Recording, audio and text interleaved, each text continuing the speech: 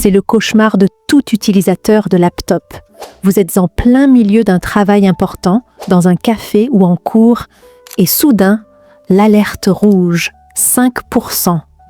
Puis, l'écran s'éteint. On a tous blâmé la batterie, on a tous dit « mon PC est vieux ».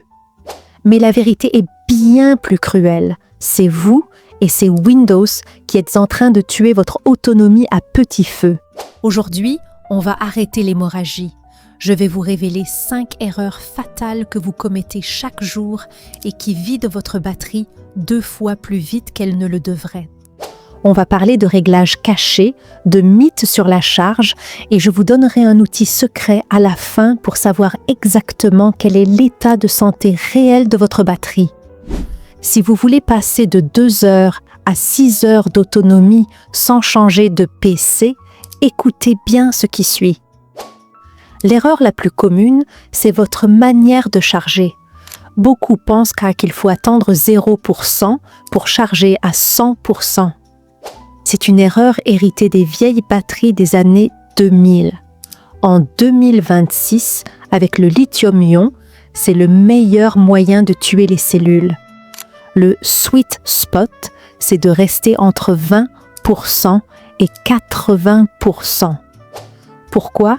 Parce que forcer les derniers pourcentages demande une tension électrique élevée qui crée de la chaleur. Et la chaleur, c'est l'ennemi numéro 1 de la chimie de votre batterie. Si votre PC le permet, comme sur les modèles Asus, Lenovo ou Dell, activez le mode Conservation qui bloque la charge à 60% ou 80% quand vous êtes branché sur secteur. Votre batterie vous remerciera dans 2 ans. Erreur 2. Les vampires USB et périphériques. Regardez votre laptop en ce moment. Qu'est-ce qui est branché dessus? Une souris gaming avec des LED? Un disque dur externe? Votre téléphone que vous rechargez juste un peu? Chaque port USB utilisé est une pompe qui aspire l'énergie directement de la batterie mère. Même une simple clé USB consomme de l'énergie pour rester active. Si vous êtes sur batterie, débranchez tout ce qui n'est pas vital. Et pitié, arrêtez d'utiliser votre PC comme une power bank pour votre smartphone si vous n'avez pas de prise secteur à côté. Erreur 3. L'écran, ce gourmand invisible. On ne s'en rend pas compte, mais l'écran est le composant qui consomme le plus après le processeur. 2 erreurs ici, la luminosité à 100% alors que vous êtes à l'ombre, baissez-la à 50% ou 60%, vos yeux et votre batterie seront ravis. Mais l'erreur cachée, c'est le taux de rafraîchissement, refresh rate.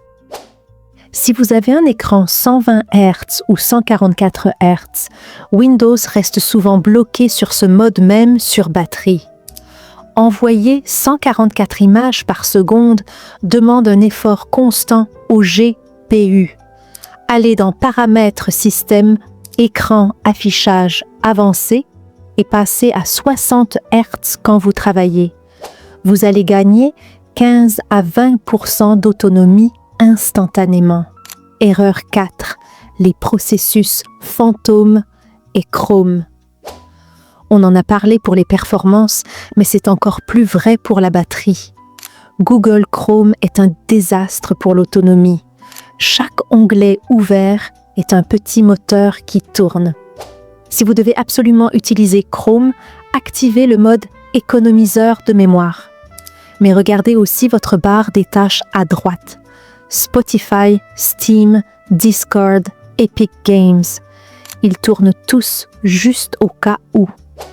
En un clic dans le gestionnaire des tâches, désactivez tout ce qui ne vous sert pas à l'instant T. Moins de calcul pour le processeur égale moins de chaleur égale une batterie qui dure plus longtemps. Erreur 5.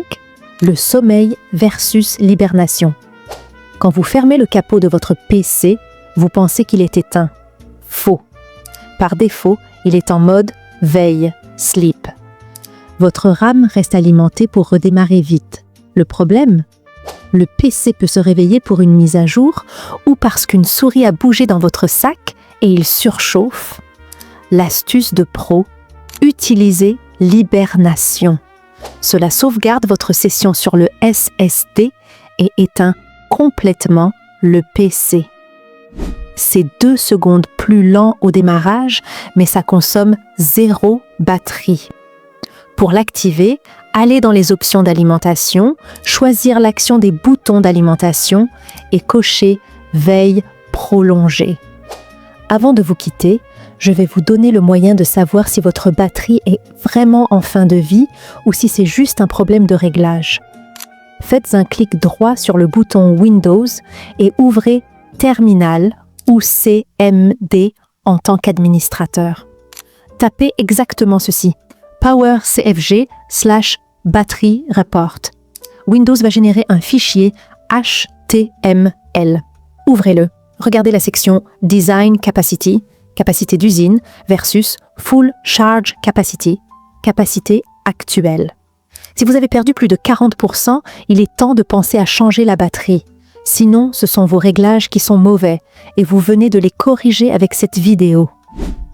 Prendre soin de sa batterie, c'est prolonger la vie de son PC de plusieurs années et faire un geste pour la planète et votre portefeuille. Appliquez ces 5 conseils et je vous garantis que vous verrez la différence dès demain.